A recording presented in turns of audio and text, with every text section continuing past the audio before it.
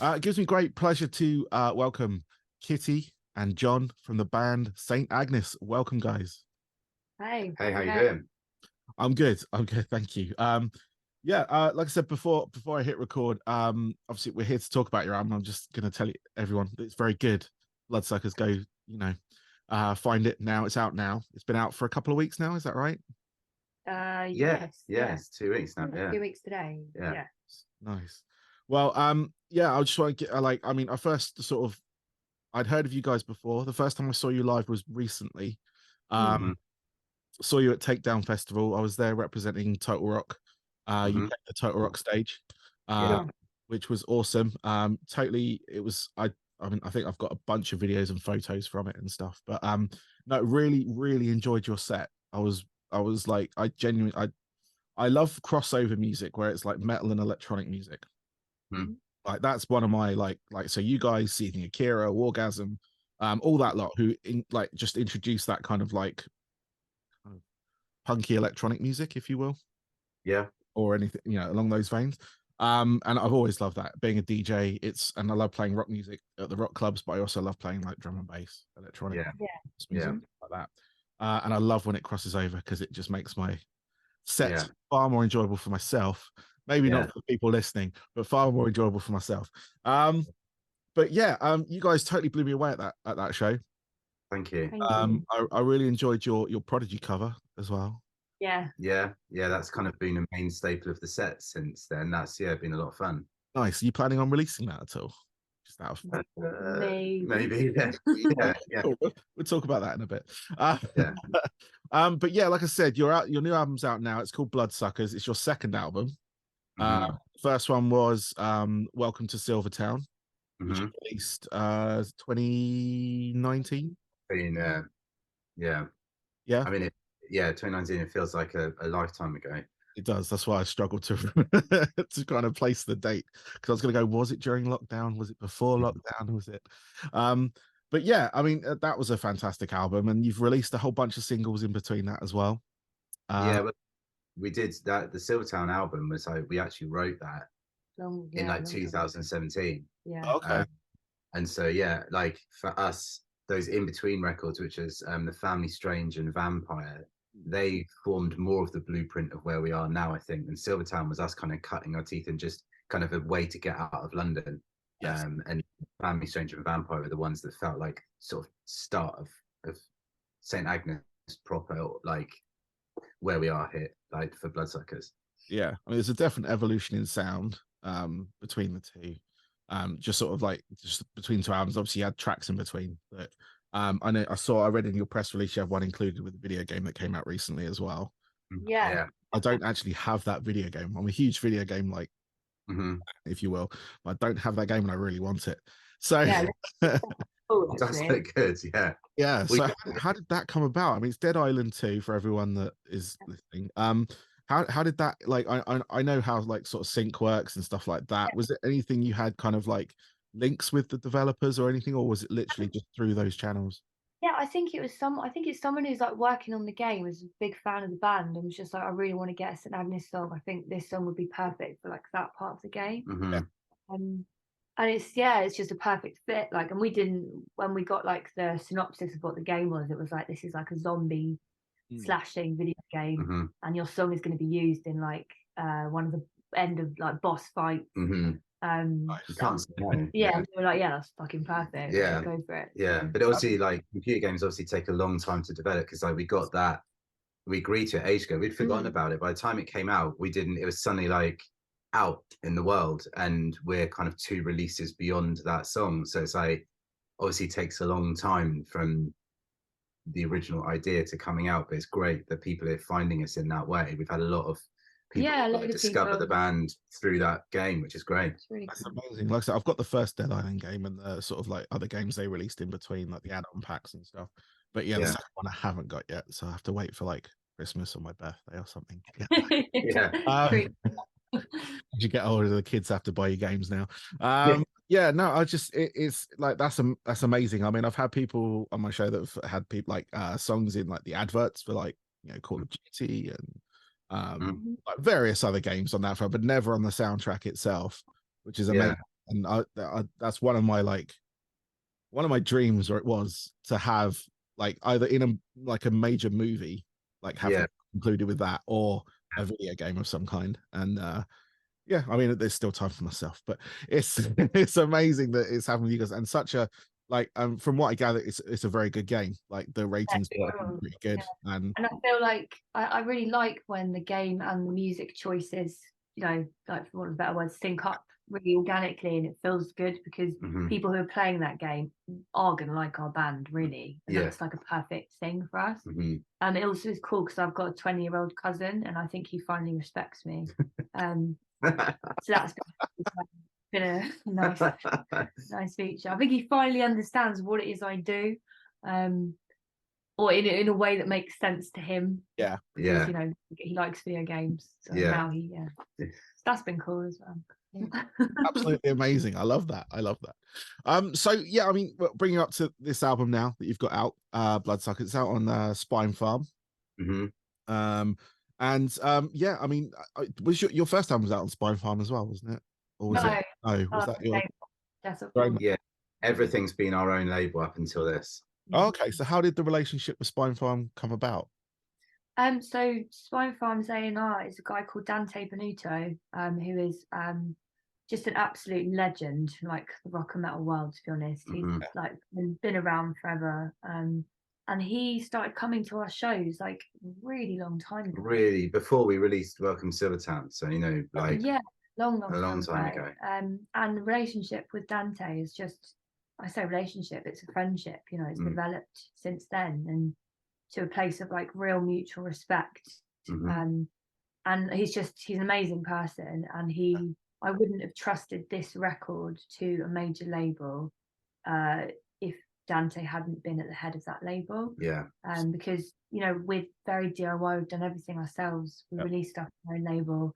The reason we've done that is because we want full creative control over every aspect of everything. And yeah, I just would never have signed to a major if it hadn't been Dante, because I wouldn't have trusted anybody with this record in particular because it's so personal.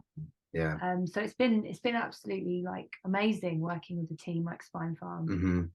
We've had full creative control. They trust us. You know, we've signed you because we like you. Do you? And that's rare.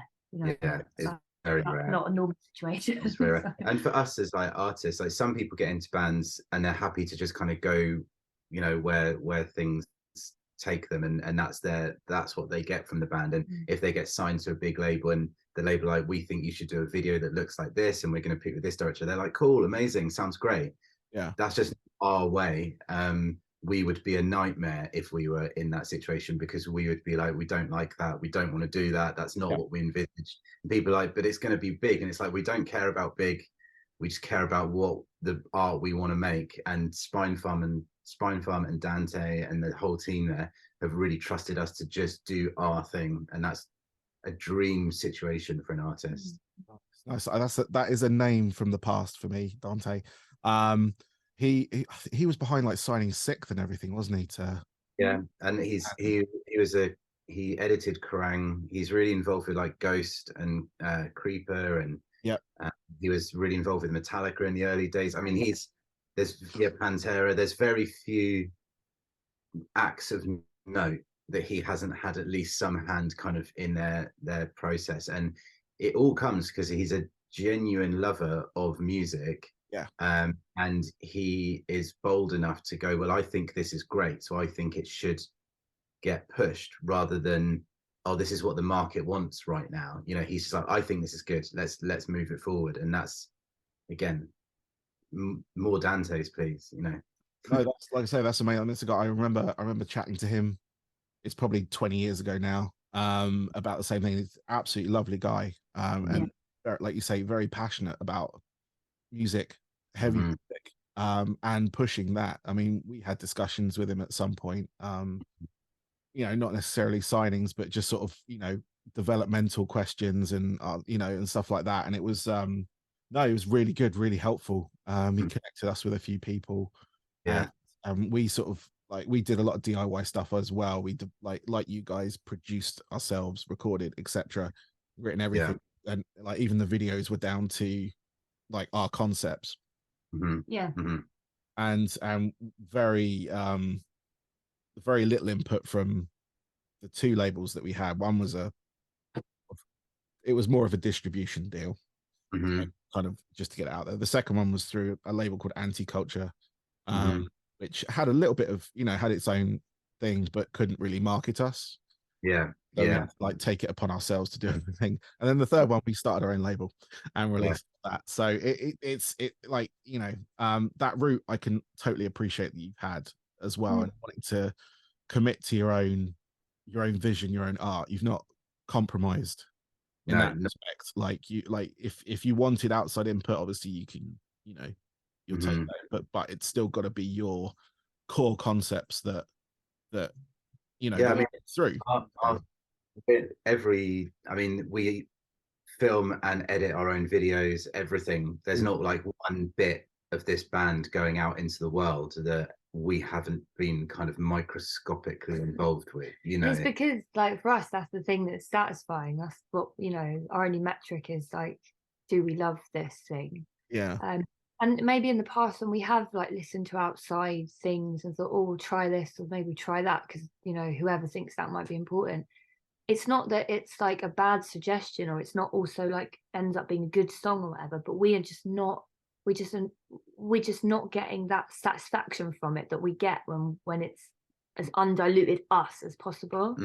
And I think that's what drives it. It's just like, it's not enjoyable for us if it's not, because we're trying to express ourselves, and as soon as anybody else is involved, that's not just your expression, it's their expression as well. And exactly.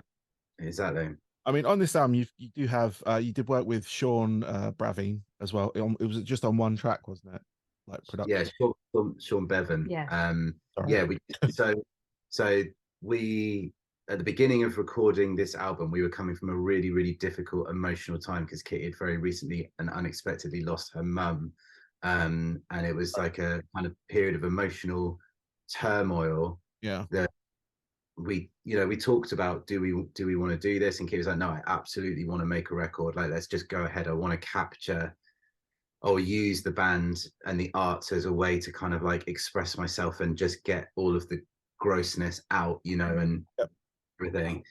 The idea that we were now about to start recording an album that felt like a really important time for us felt really daunting, and we knew that we wanted to do pretty much everything ourselves with it. But like all creative things, there's a million different ways that you can take something, and all our energy was used up in just trying to get to the starting line each day. And so we were like, we could do with working on one song to set a blueprint for how we're going to move forward. And Sean Bevan is someone who was really heavily involved in Nine Inch Nails in the period that they were kind of at their most kind of courageous and confrontational. And so we went to him and we played him a song called Follow You, which is on the record, and he loved it. And just gave us absolute confidence in, he was like, everything you've done on this song sounds fucking great, just keep going, just what you're doing, just push yourselves even more in that direction and you will hit on what you want to do. He took all the worry out of it for us, because we were like, well, we're putting this out on a major label, like, do we need to use like a really expensive fancy microphone, for example, and freaking out about that. And he said, Sean said, what does Kitty use live? And we're like, whatever it is, Beta 58. And Sean says, we use that. And we're like, well, do we need like a pop shield? Like, what do you think? He's like, no, just have Kitty hold it, have her sing, because that's what she does live. That feels natural. And I think you'll get like authentic, raw performance, like doing it that way. We're like, fuck it, like if he says we can do that, like he's giving us permission, like a record producer to do that. We were like, fuck it, that's what we'll do then. And it really empowered us, because we were daunted. There's that thing of like, you've done everything ourselves up until that point, but suddenly like the stakes were a lot higher, and there's expectation on you, and it's like, well, if this is going to be, are people expecting this to be really glossy and expensive sounding? We're like, that's not the record we want to make. And to have him say, that's good, do your thing your way, and the way to do that is to just remove any filter.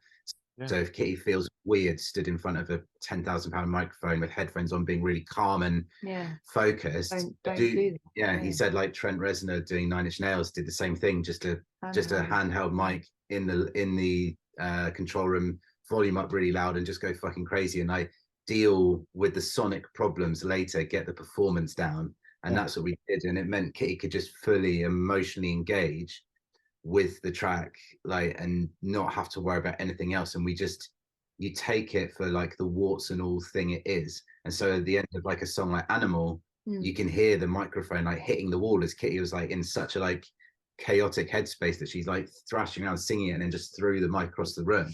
And that's on the track, you know, that's in there. Like, you just live with it. And it, to me, that's exciting because it's a real moment captured. You can't contrive that stuff. Yeah, no, definitely. I mean, that's amazing. I mean, I've often given my sort of like advice to musicians when they are recording and things like that. Like you say, is like, if that's where you feel your comfort zone is, like, you don't need. I think I've saved a lot of people a lot of money in the past. Yeah, Don't need that 10,000, you know, let's say £10,000 microphone, £1,000 microphone. You can use the Shure 58, the 57 if you prefer, you know, to get that kind of more like, you know, different sound. Don't need, like, it's even like with podcasting and stuff. I mean, right here I got given this microphone for my birthday. It's a little over £100. But you know, it's improved the thing. But before that, it was an SM58. You just the thing on it. So you don't need, like, a lot of people would sort of do get locked away in a studio and think, I need to keep buying every time we go up, and then keep buying, and you spend all this money, and then it's kind of like, it's not really make that much of a difference on that. We're really big fans of Jack White and the projects that he's always been for, like the White Stripes, Dead Weather, and his stuff. And he's someone, I mean, if you look at the White Stripes early stuff, his whole thing was like, the limitations are what makes it you know. He's like, what happens if we just try and record on this like out of tune vintage stuff, but not vintage in a kind of classy way, vintage as in a genuine junk shop, just broken stuff. Like, it creates a thing, you know, it forces you to be creative. And I'm really kind of subscribed to that concept, that you take the tools around you, rather than wishing that you had a better amp, a better guitar, a bigger studio, a better producer. Go, well, this is what we've got. There's no excuses. Let's make something for it, because much better records have been made on less, you know. So just embrace it. Don't wish for what you haven't got, and be the moment. We did the same with Vampire when we recorded that EP.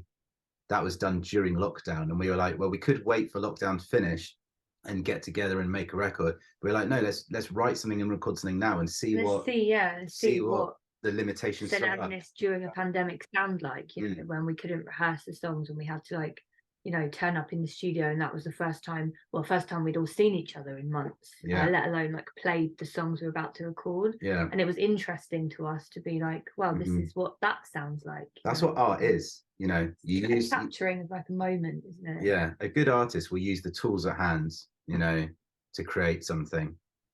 Definitely. I mean, look at sort of like classic music, 60s, 70s, and they're all recorded on a 4-track recorder, if you will. And you listen to like early Beatles, Jimi Hendrix, stuff like that, and it's all recorded, but it sounds great. And it's all that they had at the time. You know, they done a live, like a bigger live recording maybe, but the 4 tracks, as long as you've got your instrument to where you want it to be, and it's cohesive with the rest of your group.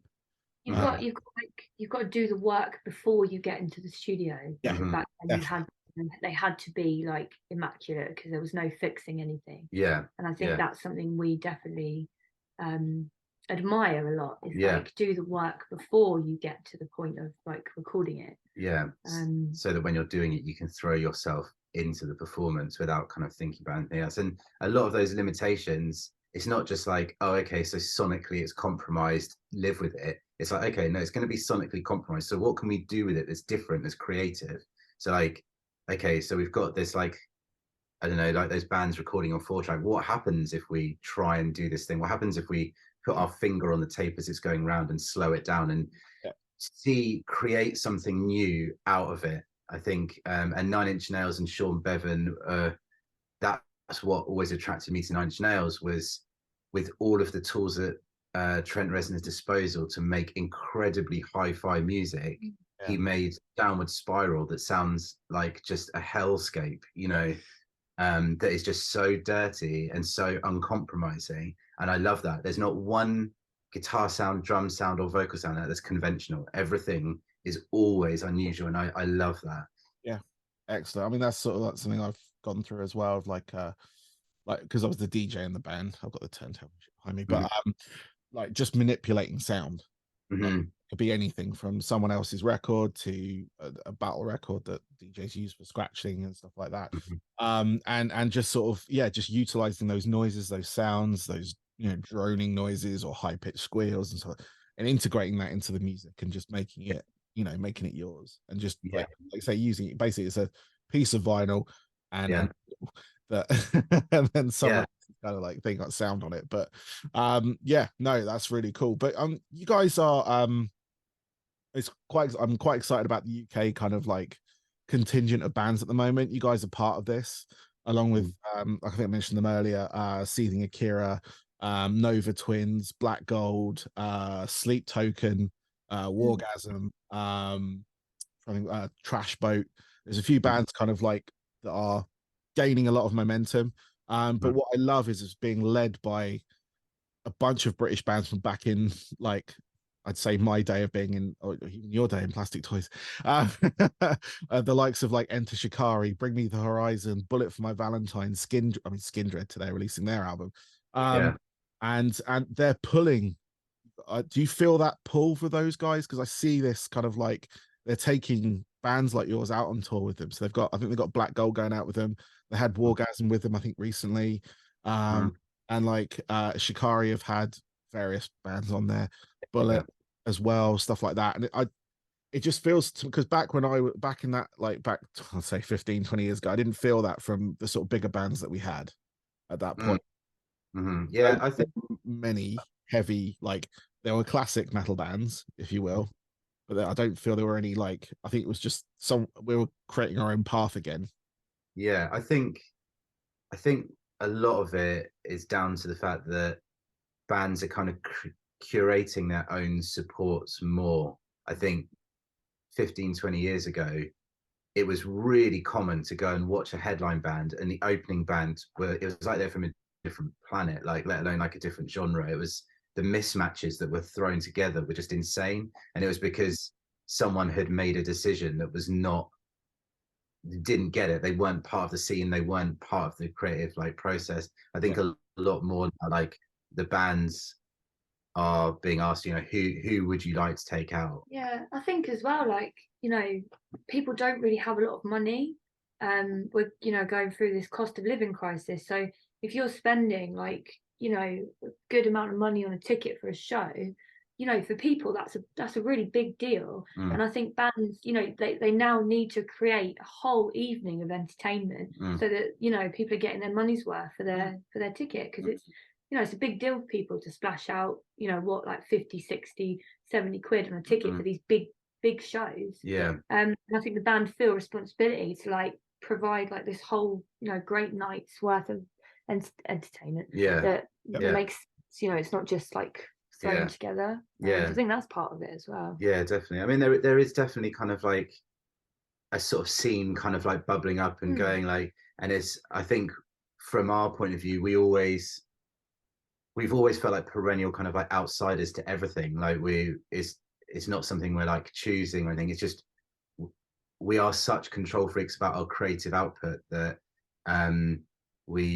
that's always our focus, is like, what does the music sound like? What's our live show going to be? The kind of like being part of seeing thing, that's other people's decision. That's like the way press and the fans and everything work. And if people see us as part of that, that's great. And if the scene stops, we're going to keep going. You know, it's, I feel like scenes are these temporary moments in time, and all the bands involved see themselves as permanent. You know, no one goes into thing going, I just want to be part of this scene, and when the scene ends, I'm happy to stop. Everyone part of it because they're a lifer for music. Yeah. The scene is created by like fans and other people, and we can't have any control over that. And it's great if there's something coming up at the moment and people are able to discover new music. That's the ultimate goal. And Skin Dread took us out on tour, and we got on really well with those guys. They'd seen us at the Download pilot and really liked it, and took us out, and that was an amazing thing. And then we've just been on tour with Monster Magnet, Keys wearing their hat, and again, that was a great experience. You know, like we got total respect from those guys. They were like, "You've warmed up our crowd better than we could ever have imagined." You know, like at night after night, and that's great. Like we're playing our part, they're playing their part, and taking us out, and it creates something exciting for people who, as Kitty said, are paying hard-earned money to go and enjoy music. So put something good on. Yeah, no, definitely. I was going to ask you about the Monster Magnet tour and stuff and how that went, but just told me it went great. So that's and obviously Skin Dread and stuff. Huge, a massive fan of those guys. Like back from when, you know, I played with them in front of 10 people in Birmingham at whatever, I can't remember the name of the pub, but it burnt down. We played the Underworld in London in front of like 20 people with them back in the day, and now watching them about to headline Wembley next year. Like, that's just crazy. Amazing. It's so inspiring for me and like our band, because Skin Dread have like grafted for like 20 years now and not got the recognition that they deserve at all. And it's just so inspiring to see 4 people, lifers, you know, commit to it and just continue and inch forward and grind. Like I just, it's like amazing to watch. Bands would have, I mean, members would have changed at least at this point. Absolutely. Or throughout, you know, any differences they may have had behind doors or whatever, if they've had any, that is. But you know, they've kept going, and that is inspiring. That is like, you know, eventually it's paid off. Like everyone's always said to them, oh, you should be huge. And they had momentum at one point with that first album and second album, I think it was. They had like US and everything kind of big tour supports. Then they had some issues with whatever part of the corporate part of it, and they had to start again. And, it's like, and they've just kept going. I mean, I've seen them obviously I've seen them multiple times, but I saw them in another country as well, because I lived in the States for a bit, and they played in the local sort of like city town area that I lived in. Go see them there, and it was great to see their show in a different place, like probably well out of a level of the comfort zone, but still rock the room. And it's a totally different perspective. Obviously you guys played abroad and stuff like that, and it's just like, you know, it is a different thing there. Some places, you know, so as soon as you know, when we started this band, we were playing in London pretty much exclusively, and London, you realize, is its own thing. And as soon as we went outside of London, like in London, we were seen as like a rock band, almost like a dirty word, because at that time it was kind of like deemed really uncool to like go for it on stage and maybe have like guitar solos and things like that. Everything was very posy and very kind of psychedelic and kind of pretending you didn't want to be there, you know. And we just didn't do that. But then when we went outside, we were almost seen as like old school. And then we went outside of London and started playing, and we were seen as this like weird, freakish, arty band. And we realized like that 25 like barrier, there's just such a huge change. And then once you cross over into mainland Europe, it's so different again. And each country has its own musical culture. And you know, you play a show in I don't know, you do a show in Glasgow or something like that, and you do a 45-minute set in like a kind of pub, and everyone's like having a great time and it's totally fine. You go and do a 45-minute set in the exact same kind of place in Germany, and the crowd afterwards are like, why have you played such a short set? Like, what, you should be playing for like an hour and a half. And at this point we only had 40 minutes worth of music when we were doing our first tour. And like, but the culture is there that when you play these small shows, you play like you're a stadium band and you do an hour and a half, you know. And we were like, whoa, we didn't know that that's the culture that you have to kind of do it. So then you've got to figure out when you tour there. I remember there was one festival we played, and they said, we want you to do an hour and a half, and we were like, you know, this was years ago, so we only had Silvertown, if even that, at that point. I remember. Yeah. We did not have an hour and a half's worth of music. Yeah. And we were like, well, like we can do an hour and 15 minutes as a compromise. Yeah. And fuck me, like we had to add in jam sections, speeches between songs, just extend. What, maximum like 10 songs, and we had to just extend every single song. It was in Switzerland, and I thought I'll just play some music. So I talked about Roger Federer on stage. I got the whole crowd just cheering for about Roger Federer for like 5 minutes, just to eat up some time. They could have carried on for way longer with the Roger Federer stuff. They loved it. They love that guy. Yeah. To be fair. But, That is amazing. I love that. You go to a jazz odyssey or something. Yeah, that's pretty much what we had to do. Well, I've got a couple of questions left for you because I can see I'm time with my freezing subscription. But yeah, I just got a couple of questions. I'll let you guys get on with the rest of your day on that front. But so these are questions I generally ask everyone that comes on the show, but I'd like to find out your top 3 albums, not necessarily your most favorite albums in the whole world, but the 3 albums that are the most pivotal to you. So the album that made you want to be in a band, the album that made you want to play guitar, sing, etc., or something poignant that kind of just changed the ones that changed your path, if you will. If you can get to 3, that would be awesome. Really. That's like, there's a lot of things. I mean, a pivotal record, as I said earlier, like 9 Inch Nails, The Diamond Spiral's pivotal record. I remember hearing that for the first time and finding it quite hard to listen to, but being like really intrigued by it, and then just put it on, and I realized that I had to listen to it properly, and I like sat between my speakers like to get, and was like, I was in awe of like what was going on, not just in the music, but like in the mix and stuff. That was a really big thing, like how creative that was, and was a big moment. Nice. The thing that made me want to play guitar wasn't a record, but it was a film. It was Back to the Future. Nice. When Marty McFly plays Johnny B. Good in Back to the Future, and he kicks over the amp and like just acts like a total like punk rocker at this like 1950s like rhythm and blues dance. That was a very influential thing on me. Like, which John likes to bring up in pretty much every interview. By the way, that's amazing. I love that. The truth, I can't change the truth. That was a hugely influential thing that made me go, I want to play guitar. So it seemed exciting and rebellious and achievable to just be like, you go up on stage and shock people a bit with the volume and the excitement. Yeah, nice. For me, because it was more like I was growing up in like indie landfill times, so it wasn't great times, to be honest, for music. But the records was the Kills Midnight Boom was like massively influential on me, and the same as the record It Splits. And I think it's because I was kind of for the first time as like a young woman, just becoming a teenager, seeing women doing things like on their own terms, and creating music, like being very much like leading from the front, and that was like really, really interesting to me. I was like very intrigued by that.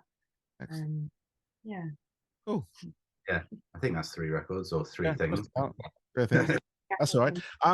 What are your hobbies away from the band? Obviously I can probably tell you do the band all the time, but do you have anything else that you kind of like when you need to step away? We all 3 of us surf in the band, and Emma is like just absolutely incredible. He's an insanely good surfer. Very much not, but it's something we enjoyed again together. We are keen amateurs. Yeah. We cook a lot. Me and John are both really into food and cooking. But to be to be honest, like not really, because this is all consuming.